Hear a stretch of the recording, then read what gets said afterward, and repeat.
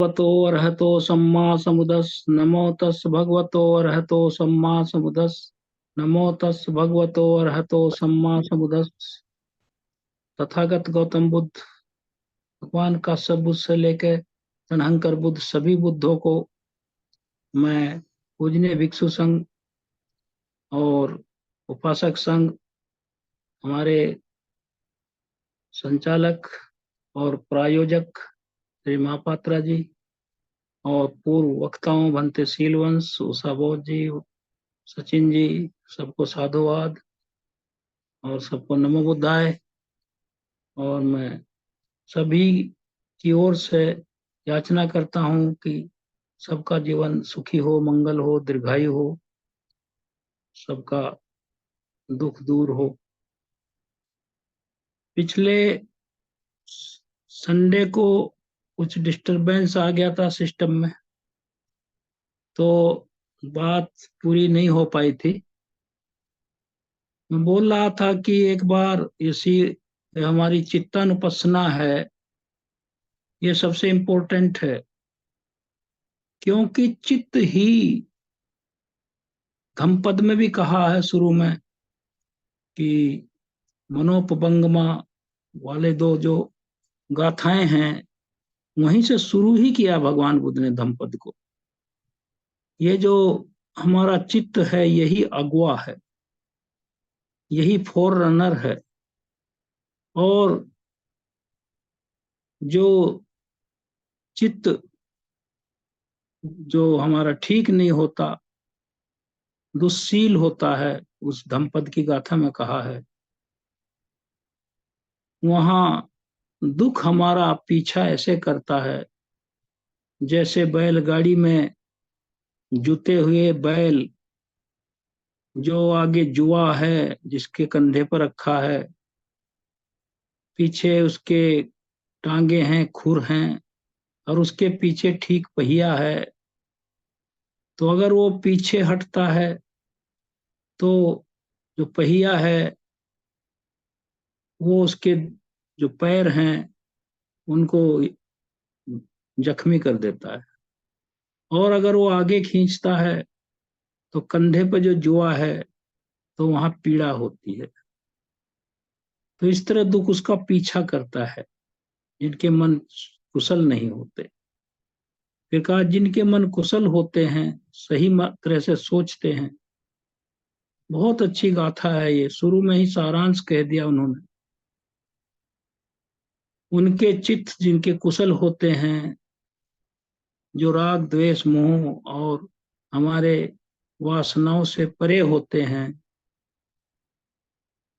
उनका उन्हें दुख नहीं होता, और सुख जैसे हमारी परछाई हमारा साथ नहीं छोड़ती, जहां भी जाएंगे परछाई पड़ेगी, तो सुख हमारे साथ परछाई की तरह रहेगा।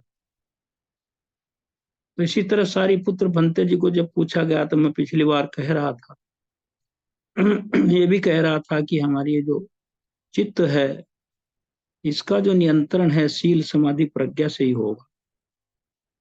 वो बातें तो मैंने बता दी थी कि ये जो चित्तानुपसना है, कि उसको यही रीड करना है माइंड में जब वो मेडिटेशन करेगा, कि मेरे चित्त में राग है, द्वेष है, मोह है, या मेरा चित्त राग रहित है, द्वेष रहित है, मोह रहित है।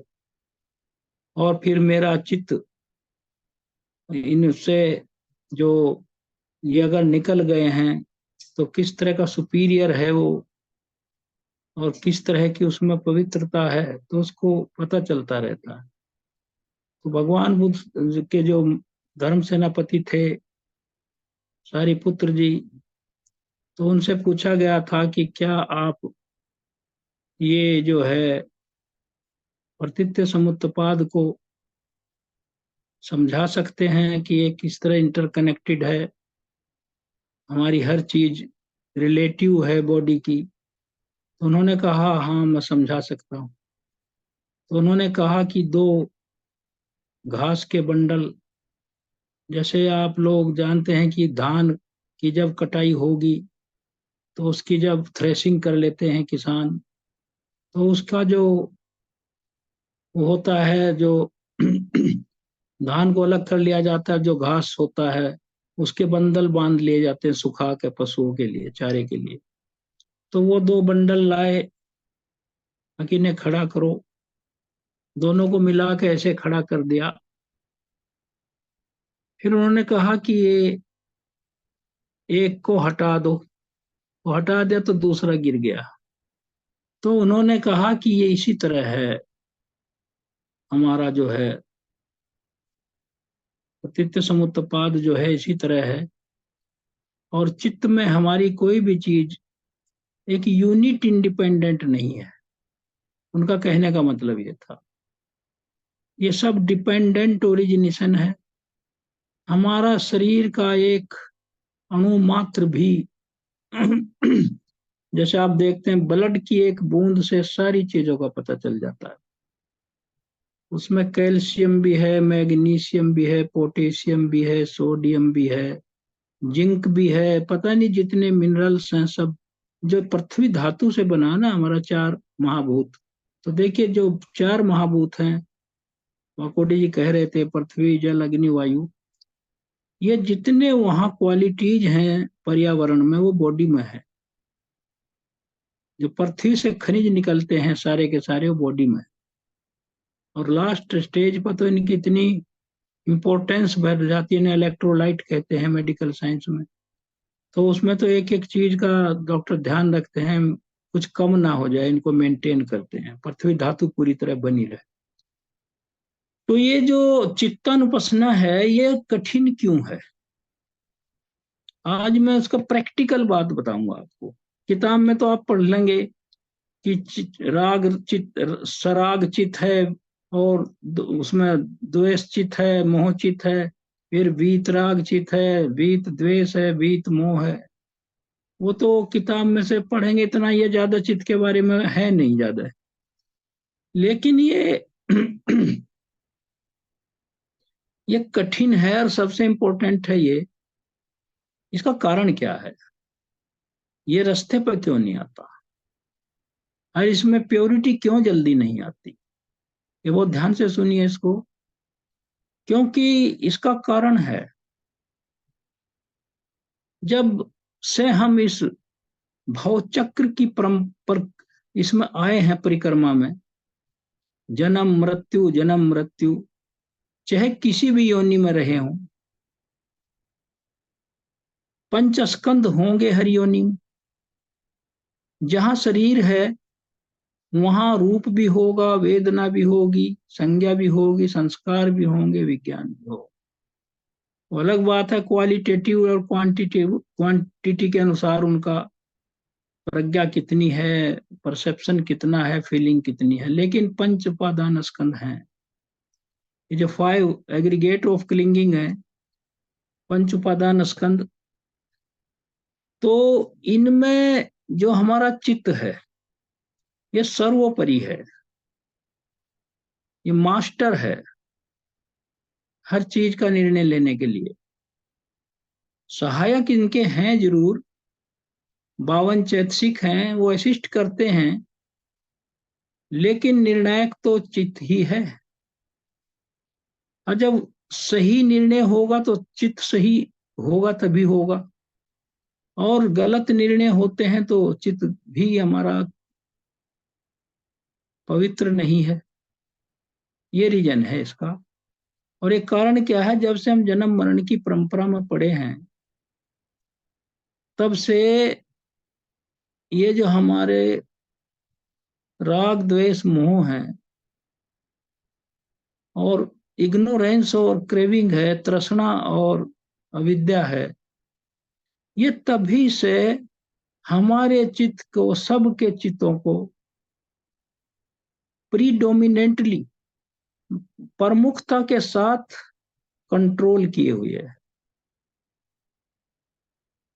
और ये कंट्रोल क्यों किए हुए हैं, पिछली बार मैंने इसको कहा था, आप सभी इसे बात को सोचें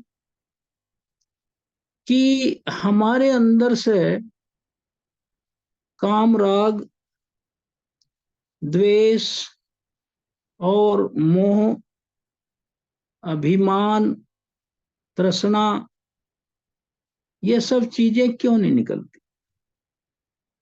तो ये हमारी जो इंद्रियां हैं, छह सेंस ऑर्गन, इनका जो स्वभाव है वो बाहर के अपने रिस्पेक्टिव ऑब्जेक्ट जो इनके हैं, जो इनके जो सेंस ऑब्जेक्ट हैं, इनके कनेक्टेड हैं, आंख का रूप है, कान का साउंड है, और नाक की स्मेल है या फ्रेग्रेंस है, चाहे इल हो या मतलब यह है वो प्लीजेंट हो, और टेस्ट है जीव का, बॉडी का स्पर्श है, और माइंड के थॉट्स हैं, आइडियाज। तो ये सभी इनके जो सेंस ऑब्जेक्ट हैं, ये इनकी खुराक है। मैंने पहले ये कहा था, इसकी डाइट है ये। आंखों को, जब आंखें हैं तो देखेंगे और सामने रूप दिखाई देगा, तो उस रूप में वो दो चीज करता है, स्पर्श करके उसका, या तो उसे पसंद करता है या फिर उसे रिजेक्ट करता है। और जहां पसंद करता है और फिर उसको अच्छी लगने लगती है, तो वहीं से राग का जन्म, वहीं से राग, तृष्णा का जन्म होता है, वहां से लालच का जन्म होता है वहां से। और जब हम उसको लाइक नहीं करते, डिसलाइक करते हैं, तो वहीं से फिर वो धीरे धीरे, जब हम बार बार उसे डिसलाइक करने लगेंगे, फिर दुखी हो जाएंगे, फिर वहां से ईर्ष्या द्वेष का जन्म होता है। ये है। और ये हमारा फिजियो साइकोलॉजिकल बिल्ट जो है हमारे शरीर का, रूप और नाम रूप का जो संरचना है हमारी, जो नेचुरल हमारा बिल्ट है, वो उसे नीड है, भूख लगती है उसको। हर इंद्री की अपनी भूख है। उसको हमें करना क्या है? ये हुआ क्या है हम लोगों के साथ कि जो चीज हमें अच्छी लगी, आज भी उसी के पीछे पड़ जाते हैं। उसको हम इतना बार बार उसमें आनंदित होने लगते हैं, फिर वो तृष्णा का रूप ले लेती है कि उसके देखे बिना चैन नहीं है। और फिर जब इतना ज्यादा हो जाएगा वो तृष्णा भी, तो उसे उपादान में कन्वर्ट हो जाती है। और वो जब उपादान बन जाती है, उसे क्लिंगिंग कहते हैं, चिपक जाती है। जैसे मक्खी देखी होगी, जो गुड़ थोड़ा पिघल जाता है, मेल्ट हो जाता है गुड़, जो आप देखते हैं जेगरी, जो गुड़ है वो पिघल जाता है बरसात में या धूप में। और जब मक्खी उस पर बैठती है, उसे खाती है वो, तो वो फिर पेट भर जाता है उसका, तो वो उड़ना चाहती है, फिर उड़ नहीं पाती, क्योंकि उसके जो पैर हैं, टांगे हैं, उसमें चिपक जाते हैं। तो इसी तरह हमारे घर में पत्नियां हैं, और सभी लोगों के पति हैं, स्त्रियों के, और सभी के घर में सारी सुख सुविधाएं हैं गृहस्थों के, और हर चीज है हमारे सुख जीवन की जो हमने इकट्ठा कर रखा है। उसके बाद भी हम उससे तृप्त क्यों नहीं होते? क्योंकि हमने उसकी भूख इतनी बढ़ा ली है कि जैसे वो मक्खी पेट भरने पर उड़ना चाहती है, और हम उस चीज को यूज करके फिर भी हम उसको चाहते हैं कि भविष्य में इसका इसी तरह बना रहे मेरे साथ। ये राग है। और ये इतना खतरनाक हम लोगों ने बना लिया है, संसार ने बना लिया है, कि फिर ये जो पहले सुखद लगता है, फिर वो दुखदायक हो जाता है। दुखदायक तो उसे नहीं लगता जो उसमें घिरा है, लेकिन वो जिस रास्ते पर चला जाता है इसमें बहुत ज्यादा गहराई में, तो फिर उसका निकलना मुश्किल हो जाता है वहां से। उसको लोग भी टोकने लगते हैं, अति कर रहे हो, परिवार भी टोकने लगता है, अति कर रहे हो। लेकिन वो नहीं जानता ये जो वासनाएं हैं चित्त की, जो चित्तन पसना जिसको हम ठीक करने की बात करते हैं, राग द्वेष मोह जितने भी ये सब कुशल जो हमारे वो हैं, जो चित्त को खराब दिशा में ले जाते हैं, वो जो हैं वो उसको दिखाई नहीं देते हैं, और वो उसमें इतना फंस जाता है, इतनी अति कर देता है वो, कि फिर उसके लिए जैसे कोई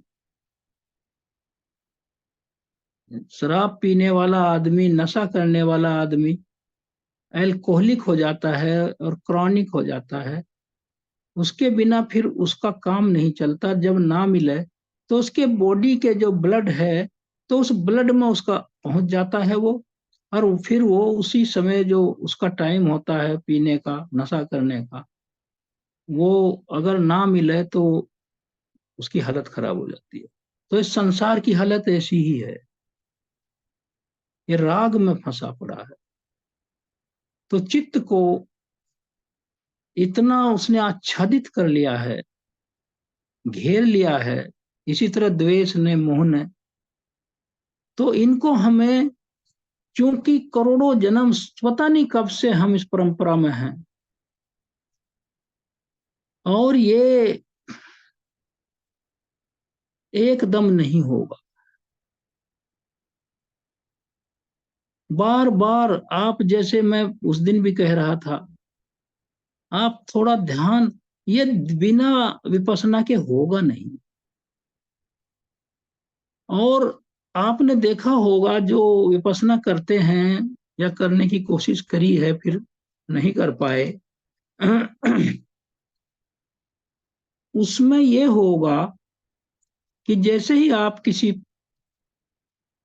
टॉपिक पे, जो आप जिस पर ध्यान लगाना चाहते हैं, जैसे हमारे टॉपिक हैं इनमें से किसी पे बैठता है आदमी प्रिपेयर होकर, तो वो क्या होता है उस समय, ऐसा नहीं कि वो चाहता नहीं है विपස්සना करना, लेकिन जैसे ही वो बैठता है क्लोज्ड आइज या हाफ क्लोज्ड आइज,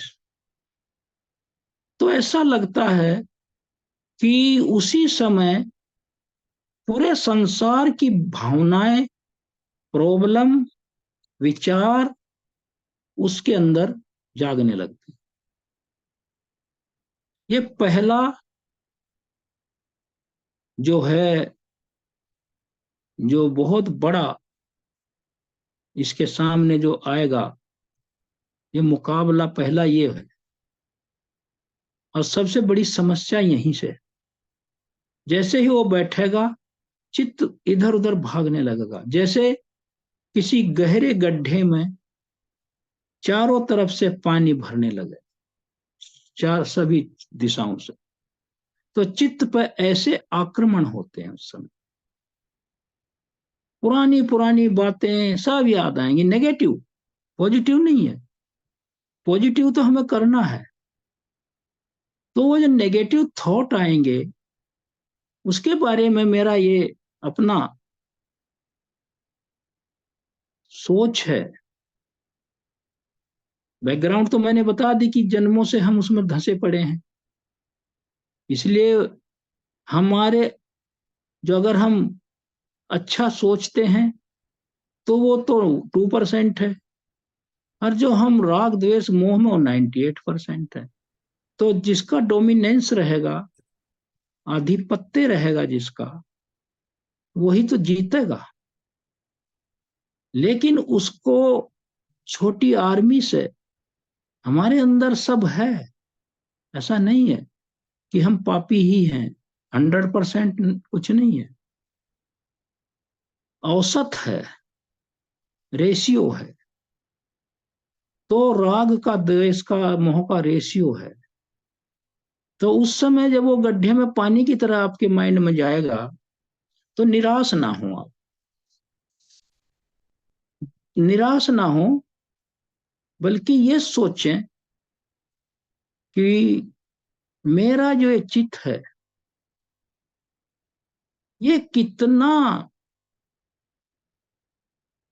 अकुशल विचारों से चित्रित है या कलर्ड है। इसका एक सेकंड के लिए भी राग द्वेष मोह से इसे अलग करना कठिन है। जैसे कोई गैंग होता है डाकॉइट्स का, स्मगलर का, अंडरवर्ल्ड का, उसका एक आदमी अगर बाहर जाना चाहता है तो उसे जाने नहीं देते वो, क्योंकि ये खतरा रहता है कि हमारा जो गैंग है वो रिवील कर देगा उसकी जितनी हमारी स्ट्रेटेजीज है। तो इसी तरह मार जो है, जब भी आप कुशल भावना की तरफ चित्त को ले जाएंगे, एक तो नेचुरली हमने चित्त को इतना दूषित कर रखा है, फिर मार एक जेलर का काम कर रहा है। जो बुद्ध को भी सबने पढ़ा है कितना मार युद्ध, अभी सचिन कह रहे थे। तो वो उसकी ड्यूटी है to not let flee away, वो भागने नहीं देता। और हम तो खुद ही भागना नहीं चाहते, हमें तो मार की भी जरूरत नहीं है। हाँ, अगर आपने कुछ स्टेज अचीव कर ली है तब आपको मार पीछा करेगा, वरना मार तो उस तरफ देखता ही नहीं कि तो खुद ही मरा पड़ा है, ये तो खुद ही रोज व्यभिचार करता है, झूठ बोलता है, दारू, इसको मैं क्या करूं। वो तो खुद ही अपना रास्ता बंद किए करना है, उसे उसको भागने का डर नहीं, वो भाग भी नहीं सकता क्योंकि उसको वही अच्छा लग रहा है। तो ये जो हमारे राग द्वेष मोह है, ये हमारी जो चित्त की श्रृंखला है, इसमें जितने भी हमने इंटेंशनली कुशल या अकुशल का अकुशल काम किए हैं, निर्णय लिए हैं, by body, bye mouth, by mind, ये एक सिंक्रोनाइजेशन है, तभी कर्म बनता है। क्योंकि हमारा तभी बॉडी यूज होता है, संस्कार तभी बनते हैं जब बॉडी भी इन्वॉल्व हो, माउथ भी इन्वॉल्व हो और माइंड भी। माइंड तो कमांड ही देता है। तो उसमें जितने भी थॉट आते हैं उस पर एक इंटेंशनली, जो जानबूझ के किए हुए, अनइंटेंशनली वैसे तो दिन भर आदमी सोचता है ये ना घबराइए कि हम बहुत बुरे फंसे हैं, इससे तो घबराहट बढ़ जाएगी। जो गलत काम इंटेंशनली कर रहे हैं, फिर या इंटेंशनली अच्छा काम कर रहे हैं, दोनों हैं, तो उस पर हमारी जो फोर्स है, जो नेचुरल फोर्स है हमारा, जो राग द्वेष मोह का, वो कितना फोर्स है, कितनी गहराई तक मैं उसमें धंसा पड़ा हूं, तो उसका फिर उसमें ऐसे मुहर लग जाती है उस थॉट मोमेंट पे, चित्त क्षण पे, ऐसे इंप्रेशन बन जाता है। वो नेगेटिव बनेगा या पॉजिटिव, जैसा कर्म होगा। तो उसका एक बहुत इसे समझाना कठिन है। I am trying how to make you convince. वो उस पे कैसी मोहर लगती है उस थॉट मोमेंट पे, जो स्ट्रीम ऑफ द कॉन्शियसनेस, भवंग चित्त जिसको कहते हैं। जब आपको आनंद आता है, अब मैं इसको थोड़ा सिंपल करना चाहता हूं, जैसे आप आनंदित होते हैं तो वो उस पर जो आनंद के क्षण हैं, तो वो उस पर इंप्रेशन मारते हैं क्योंकि थॉट तो बदलता रहता है, जैसे चलती है रील, जैसे पिक्चर बनती है, ऐसे क्लिक क्लिक क्लिक क्लिक करता है कैमरा, और फिर वो जोड़ देते हैं और लगता है कि ये एक ही रील है, ऐसा नहीं है, वो तो फिर उसको जोड़ते हैं। इसी तरह हमारे थॉट मोमेंट है चित्त के, वो अब ये चित्त आया, दूसरा आया, तो पिछला, जो पिछला है वो अगले को पास ऑन कर देता है, जितनी उसके पास रील बनी है। फिर वो इसी तरह करता करता तो उस पे इंप्रेशन बनते हैं, वो टिंज्ड हो जाता है, कलर्ड हो जाता है, इम्बाइड हो जाता है उसमें, इम्बाइब हो जाता है उसमें। तभी तो इसका उदाहरण भी मैं दे रहा हूं। आपको कोई स्कूल डेज की या कोई पुरानी बात कोई पूछे या याद आ जाए, अपने आप भी चित्त काम करता है, बैठता रहता है, पीछे पीछे भी जाता, आगे भी भविष्य के बारे में अनावश्यक भी सोचता है। तो कभी कभी जो अच्छे चित्त क्षण थे, एक अच्छा दोस्त था स्कूल में, उनके साथ किस तरह हम अच्छे तरह पढ़ाई करते थे, घूमते थे, तो उस समय 70 साल बाद, 80 साल बाद भी चित्त में खुशी पैदा होगी, क्योंकि जो उसका इंप्रेशन बना हुआ उस समय का आपके चित्त क्षण पर मुहर लगी हुई है, वो रिवरब्रेट होता है, वो रिजोनेट होता है। हाँ, जब वो रिजोनेट होता है तो आनंदित होते हैं, उसी समय भी आप अकेले थोड़ा सा प्लीजेंट फील करने लगते हैं। अगर उसी में उन्हीं दिनों में किसी के साथ मारपीट हुई हो और कुछ किसी ने चोट मार दी हो या शिकायत करके स्कूल प्रिंसिपल से दंडित करा दिया हो, फिर वो थॉट याद आ गया, तो फिर वो वहीं गुस्सा आ जाएगा। जबकि 80 साल हो गए या 70 साल हो गए, तो ये इंप्रेशन है चित्त पे, इसीलिए ये पीछा नहीं छोड़ते। एक मैंने इसको कोशिश करी है सिंपल करने की, तो इसीलिए चित्त जो है, और जहां उसकी बहुलता होगी, मेजोरिटी होगी अच्छे की या बुरे की, तो उसी के अनुसार वो स्वभाव बन जाता है आदमी का। कोई आदमी खाने का शौकीन है, कोई आदमी अच्छे कपड़े पहनने का शौकीन है, कोई आदमी बालों को अपने बिल्कुल ऐसे रखता है, बहुत ही वेल कॉम्ड, और वो डिसहेवल्ड नहीं रहता है। और कोई आदमी जो जिसकी 6 इंद्रियों को संतुष्ट करने की, उधर ये हमारे इम्बैलेंसेज हैं चित्त का, हमने दुरुपयोग किया है, ये बात, सदुपयोग नहीं किया। तो जब हम विपස්සना करते हैं तो ये हमें घेरते हैं। वो जो गड्ढे में पानी की बात मैं कह रहा था, वो इसी तरह कह रहा था कि जब वो तो घेरेंगे ही, और थोड़े दिन बाद जब आपके मन से ये धीरे धीरे अटेनुएट होने लगेंगे, कम होने लगेंगे, तो फिर वो अच्छी श्रृंखला जब शुरू होगी, then you will feel ecstatic, फिर आनंदित महसूस करेंगे। आनंदित तो हम वासनाओं में भी महसूस करते हैं, उसमें बल्कि ज्यादा करते हैं, लेकिन यहाँ का जो होगा फीलिंग, वो उसके साथ एक ये जुड़ा रहता है कि वह मैं मुक्ति की तरफ बढ़। रोसा जी ने कहा कि निर्वाण ही उद्देश्य है, कि मैं मुक्ति की तरफ बढ़ रहा हूं, वो खुशी बहुत अच्छी होती है।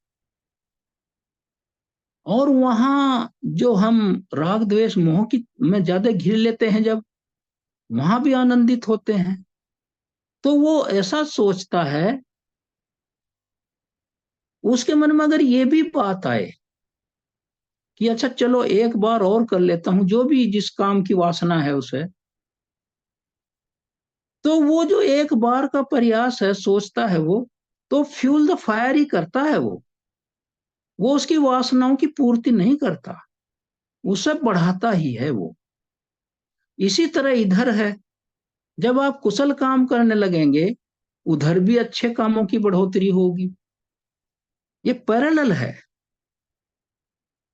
ये पैरेलल है, वहां से मुक्ति और वहां फंसना। तो ये चीज है चित्तानुपसना का। ये हम चार तरह से जो ये 31 भूमियां हैं भगवान बुद्ध ने बताया है। आप ये ना सोचिए कि मानव जाति ही हम लोग, मानव जो हमारी योनि है, ये तो यही एक ऐसी योनि है, कर्म योनि है, जो दुखों को रियलाइज कर सकती है और दुखों से निकल सकती है और दुखों को बढ़ा भी सकती है, क्योंकि इसमें अंडरस्टैंडिंग है। May that understanding may be wise और इग्नोरेंट। वो सोच अज्ञानता से भरी भी हो सकती है और प्रज्ञा से युक्त भी हो सकती है। तो ये चीज है जो हमारे चार तरह से जन्म, अब आप सोचे आदमी ही हम, ये गलत फहमी में रहना बहुत ही ज्यादा अज्ञानता होगी कि मैं इसी तरह आगे भी जन्म में आदमी बनूंगा, क्योंकि ये सारा कर्म निर्धारित करेंगे। जो कर्म, हाँ, आदमी अगर बनना चाहते हैं, इसमें भी कोई वो नहीं है, ऐसे कर्म करें कि मानव योनि में ही जाएंगे। वो क्या है कि आप अपना श्रोतापन वाली स्टेज इस जन्म में अचीव कर लें, बुक कर लें, रिजर्व कर लें, श्रोतापन हो जाए कम से कम इस जन्म में। महाबोधि के हमारे जितने सदस्य हैं जो धम टॉक अटेंड करते हैं, उनमें से अगर कोई सिंसियरली कर रहा है तो समझ सकता है, और जो कैजुअली कर रहा है तो वो तो ऐसे ही है जैसे पानी पर खींची हुई लकीर है, बालू पर खींची हुई लकीर है, जो ओशा जी बता रहे थे। अपने अधिष्ठान को पत्थर पर खींची हुई लकीर बनाओ कि मैं अकुशल नहीं करूंगा। तो इस तरह का जो आप श्रोतापन की जो अगर स्टेज में आपने वहां अपना रिजर्वेशन करा लिया, और उस तो फिर आपके मैक्सिमम 7 जन्म होंगे, और 7 जन्म मानव योनि में होंगे। अच्छे घर में जन्म होगा, जहां संस्कार होंगे, धर्म होगा, और उसमें दान पुण्य करने की आर्थिक क्षमता भी होगी। ये गारंटी है। ये गारंटी अचीव करना हमारा ही काम है। इसलिए चित्तानुपसना इतना इम्पोर्टेंट है कि जब इसमें ये विपसना के माध्यम से, अच्छा विपसना क्यों जरूरी है? क्योंकि विपसना से इसको हम वे करते हैं, तोलते रहते हैं, इसको तोलते रहते हैं कहां तक पहुंचा मैं। कई साथी, ये पिछली बार सबको पता है, कई साथियों ने से प्रश्न करे, बिना कुछ जाने पहचाने, बिना सोचे समझे, बिना विपसना करे, all of sudden, with blank mood, कि ये कैसे पता चलेगा कि मैं श्रोतापन हो गया। ये कई बार पूछा लोगों ने, और उन लोगों ने पूछा कि बहुत दिनों से सुन रहे जो, तो दुख होता है कि सुन नहीं रहे हैं, ग्रहण तो करना दूर रहा। तो ये मैं कह रहा हूं कि जब श्रोतापन हो जाएंगे आप, उसके 3 चीज आपको लक्षण दिखाई देंगे। आपको लगेगा कि शरीर जो है ना मेरे, इसमें कुछ भी शाश्वत चीज नहीं है, इसमें कोई भी परमानेंट आइटम नहीं है, और ना इसे कोई चला रहा है। ये तो एक मशीन है, कॉम्बिनेशन है। अरे हम तो लिविंग बीइंग हैं। यहाँ तो लोहे को चला रहा है इंसान, जो गाड़ियों में हम घूम रहे हैं उसे चला रहे हैं। जब लोहा चल सकता है, वो पेट्रोल से चलता है, हम अपने आहार से चलते हैं। तो जब मन में ये बातचीत आपका, ये कॉन्फिडेंट हो जाएगा जब, कि इस पंच उपादान स्कंद में, शरीर में कोई भी चीज परमानेंट नहीं है, जिसको सोल कह लीजिए, आत्मा कह लीजिए, कुछ है ही नहीं, उसको तो छोड़िए आप। एक खून का कतरा भी इंडिपेंडेंट नहीं जो अभी गिनवाया मैंने, ना खून का डीएनए टेस्ट कर लेंगे उसी से सारा पता चल जाएगा। अपराध श्रेणी में एक बाल बाल मिल जाए, हेयर मिल जाए, देखिए तो भगवान बुद्ध की रिसर्च, जहां आज मेडिकल साइंस फुल स्ट्रीम पे है, वहां तक अभी भगवान बुद्ध की प्रथम प्रारंभिक स्टेज पे भी नहीं है। जो आज ये डीएनए टेस्ट करते हैं, तो बुद्ध ने तो पहले ही कह दिया कि कोई चीज भी इंडिपेंडेंट नहीं है, रिलेटिव है, उसमें सभी चीजों का कंकोक्शन है, मिश्रण है, तभी जाकर वो कंप्लीट है। तो ये बात है। तो हमारा जो चित्तानुपसना है, जो उसमें हम धंसे पड़े हैं, ये हम लोगों का बैलेंस बिगड़ा पड़ा है। जैसे कोई आदमी ज्यादा कर्जा ले लेता है और वो कर्जा लेकर खर्चा करता रहता है और ब्याज चढ़ता रहता है, इसी तरह हम अकुशल अपनी वासनाओं को बढ़ाकर अपने अगले जन्मों को खतरे में डाल रहे हैं। फिर वो बैंकरप्ट हो जाता है, फिर उसकी जो मोर्टगेज करता है, जो प्रॉपर्टी जो लोन लेता है, फिर वो रहन रखता है, आज मकान रख दिया, कल जमीन रख दी। और जो साहूकार है, बैंकर है, यूजरर है, जो ब्याज पर पैसा चलाता है, वो मुस्कुराता रहता है, पैसा देता रहता है, उसे पता है कि एक दिन इसको बैंकरप्ट होना है, जितनी है मेरे इसने सब मोर्टगेज रखी हैं, ये सब मेरे पास ही आ जाएंगी। तो ये इसी तरह है। अगर आप उसमें से निकल के वो ऋण चुकाते रहता है, थोड़ी थोड़ी बचत करके, तो इसीलिए थोड़ा थोड़ा चित्त को कुशल करके, जो इतना अंधकार में राग द्वेष मोह का जो घना अंधेरा है, उसमें एक लाइटनिंग तो करो। फिर देखिए, जितनी लाइटनिंग करोगी उतने में दिखाई देगा, चाहे सारा अंधेरा ना दूर हो।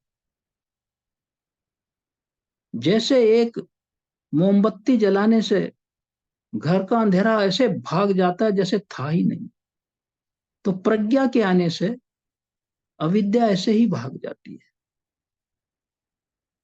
ये है जो मैं कहना चाहता हूं। और ये प्रज्ञा चित ही उसको, जो हमारा चित्तानुपसना है, सफल बनाएगा। तो ये जो फ्लेम है उसकी, मोमबत्ती की या चिराग की, दिए की, जितना उसका एरिया है, वहां वो अंधेरे को भगा देता है। तो इसी तरह अगर उसको ज्यादा बढ़ाओगे, फिर आप बल्ब जलाओगे या फिर वो फ्लड लाइट जलाओगे, वो तो फिर उसी रेशियो में प्रज्ञा बढ़ती जाएगी, अंधेरा कम होता जाएगा, और एक दिन ऐसा होगा कि सारा अंधेरा खत्म हो जाएगा, आप अरहत हो जाएंगे। तो श्रोतापन के लिए पहली स्टेज पहचान जो है मैं बता रहा था, उसको ये फील होने लगता है कि ये शरीर तो यार कॉम्बिनेशन है, ये इसमें कुछ है ही नहीं, इसमें लंग्स हैं जितने, हार्ट है, सबका फंक्शन है अलग अलग, इसमें कुछ है ही नहीं। और दूसरी बात, फिर उसको ये भी लगने लगता है कि ये तो कर्मों का फल है भाई। ये जो मिथ्या धारणाएं हैं, आज ये दिन है, आज ये नहीं करना, कल ये नहीं करना, यहाँ ऐसा करने से ऐसा हो जाएगा, जो रिचुअल्स हैं, कुछ नहीं होगा। ऐसा अगर होता तो बुद्ध इतना कष्ट क्यों उठाते, शरीर को इतना कष्ट क्यों देते।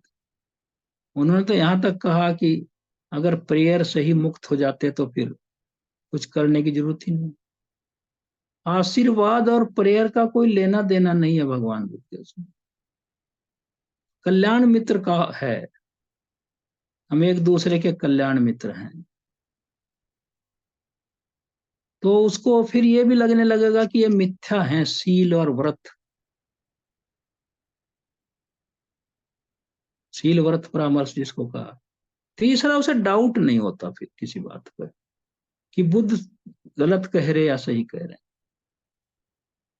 जो विचिकित्सा को डाउट कहा, ऐसा शब्द है ये तीन चीज जब इस तरह हो जाएंगी, आपके मन में सेट हो जाएंगी, चित्तानुपसना सफल हो जाएगी, फिर आप श्रोतापन हो जाएंगे।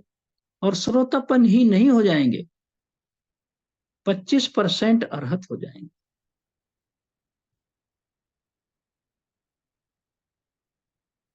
मन प्रफुल्लित होगा, चिंता मुक्त होंगे। वासना रहित आदमी को कितनी अच्छी नींद आती है।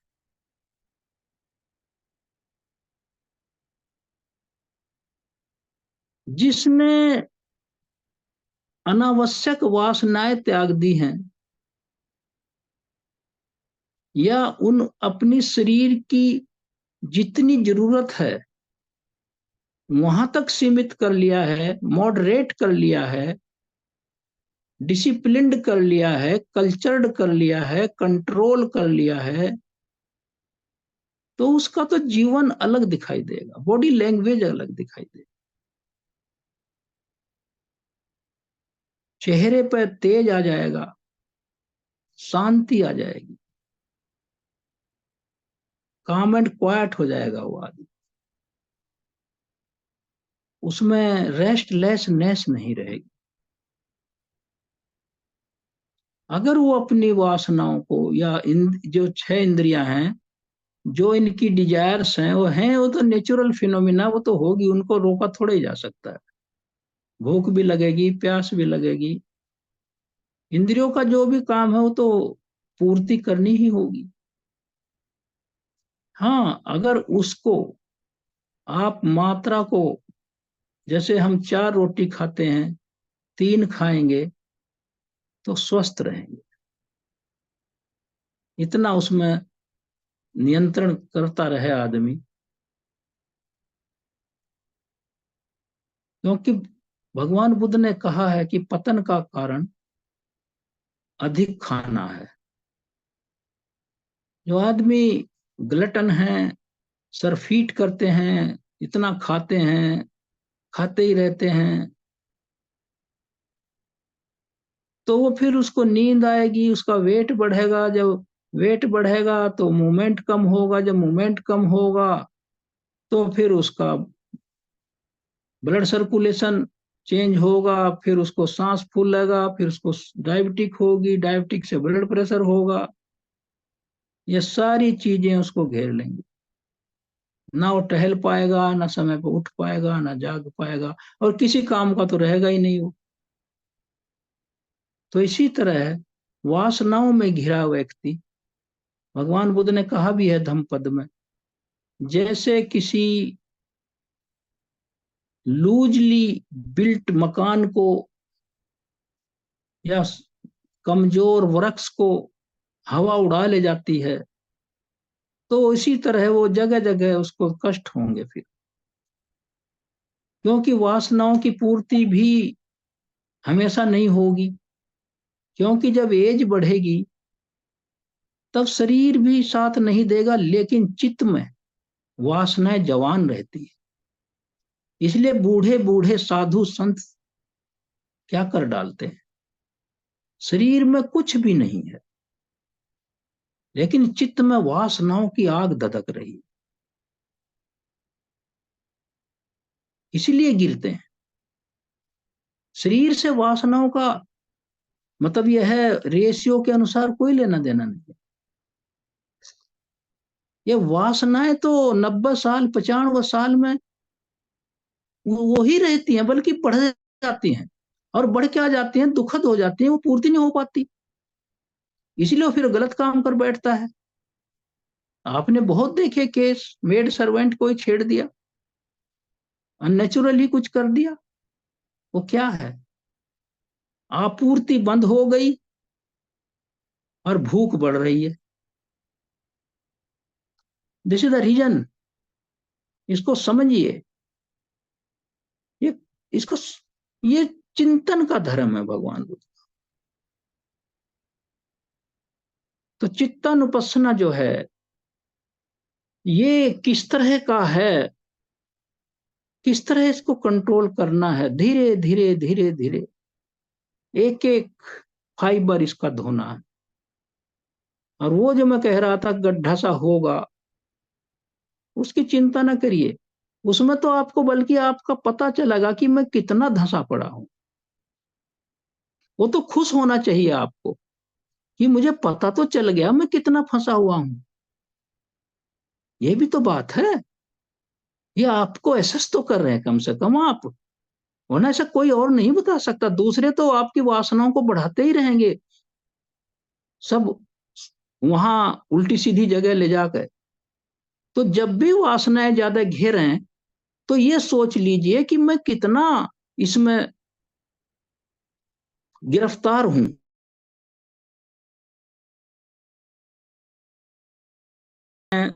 माई नियर एंड डियर और शुभ चिंतक, तो ये मैं कोशिश करी कि आप लोगों को सरल शब्दों में कर दूं, क्योंकि किताबों में तो समझना बड़ा मुश्किल है। पढ़ सकता है आदमी, लेकिन ये अनुभव से होता है, प्रैक्टिस से होता है। और मैं इसको कोशिश करता हूं कि मेरा समय जितना है और आपका बहुमूल्य समय वो बेकार ना जाए। अब वो फॉलो कौन कितना करेगा वो तो मेरा काम नहीं है, लेकिन मेरी जो धम टॉक है वो मीनिंगफुल होनी चाहिए। और वो बिल्कुल ऐसी होनी चाहिए कि उसमें आसानी से कॉम्प्रिहेंसिबल हो, समझ में आ जाए। तो चित्तानुपස්සना का जो ये कठिन विषय था, आज मैंने इसको कंक्लूड किया है। अब इसमें धम्मानुपස්සना और बचा है, वो इससे भी थोड़ा सा लंबा है, उसको करेंगे अगले संडे से। तो मैं इस अवसर पर पुनः सभी अपने श्रोतागण, जो मेरे भाई बंधु हैं, कोई बेटी है, धर्म बेटी है, छोटे भाई हैं, साथी हैं, कल्याण मित्र हैं, सबके लिए मैं सभी बुद्धों से प्रार्थना करता हूं कि सबका जीवन मंगलमय हो।